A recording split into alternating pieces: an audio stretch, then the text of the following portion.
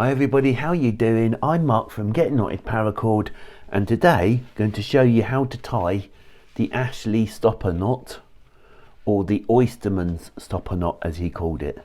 It's really easy. So first of all, I've got my cord made a bite like that.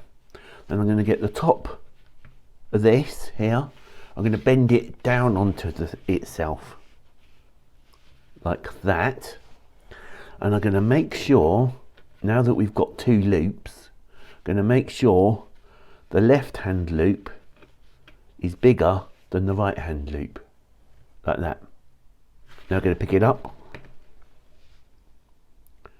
What we're going to do is put the left hand loop through the right hand loop, like that.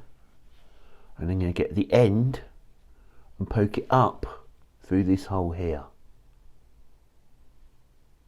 like that. And then we're going to pull down on this bottom piece and then kind of cinch it all up, squidge it, tighten it, bring it together like that.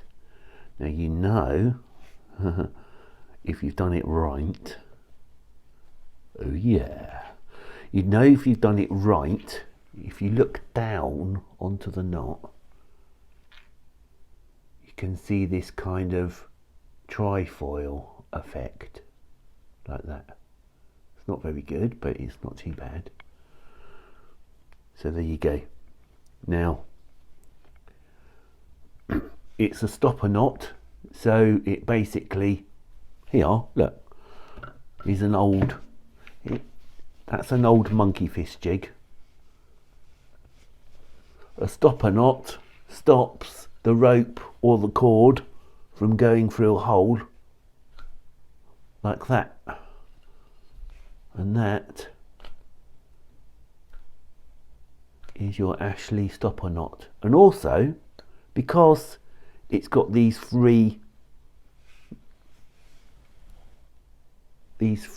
like nodes, when you pull it through and it stops, it makes the knot go flat, which is really strong apparently. Also, something I found out today, when you're bringing the rope or cord or whatever through the hole, that is called reeving. And when you're bringing or pulling it out, it's called unreeving. So there you go.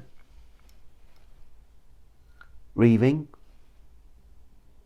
unreeving. Ashley stopper knot. If you haven't already, give us a thumbs up, hit the subscribe button and ring the notification bell down there. That really helps the channel. And as always, YouTube would like you to watch that video up there. I would like you to watch that playlist up there. Keep yourself safe everyone, wash your hands, and I shall see you in the next one. Okay, bye.